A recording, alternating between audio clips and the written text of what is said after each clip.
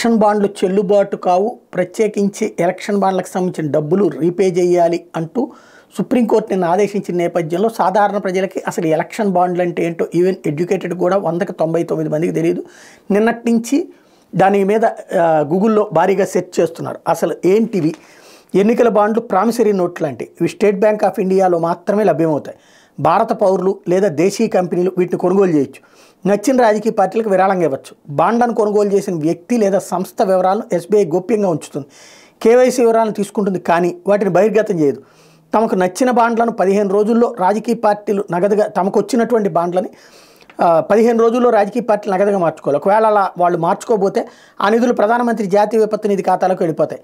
1000, 10,000, 1,00,000, 10 లక్షలు, కోటి రూపంలో ఈ బాండ్లు లభిస్తాయి. ఓ వ్యక్తి లేదా సంస్థ ఎన్ని బాండ్లైనా కొనుగోలు చేయొచ్చు. రాజకీయ పార్టీలు తమకు బాండ్లు ఇచ్చిన వ్యక్తుల పేర్లు, చిరునామాలను ఎన్నికల కమిషన్కి వెల్లడించాల్సిన అవసరం లేదు. రాజకీయ పార్టీల విరాళాల విషయంలో పారదర్శకత తీసుకురావాలనే ఉద్దేశంతోనే కేంద్రంలోని అధికార బీజేపీ ప్రభుత్వం 2018లో ఎన్నికల బాండ్ల పథకాన్ని అమల్లోకి తీసుకొచ్చింది. ఇందుకోసం రాజకీయ పార్టీలు తాము స్వీకరించిన విరాళాల వివరాలు బహిర్గతం చేయాల్సిన అవసరం లేదని కేంద్ర ప్రభుత్వం ఆర్థిక చట్టం 2017కి సవరణ చేసింది. దాంతో ఎన్నికల బాండ్ల విధానంలో పారదర్శకత లోపించిందని పలువురు విమర్శించారు. ఈ క్రమంలోనే ఈ పథకాన్ని సవాల్ చేస్తూ పిటిషన్లు దాఖలైతే ఇప్పుడు అసలు ఆ పథకాన్ని రద్దు చేస్తూ సుప్రీంకోర్టు ఆదేశాలు జారీ చేసింది.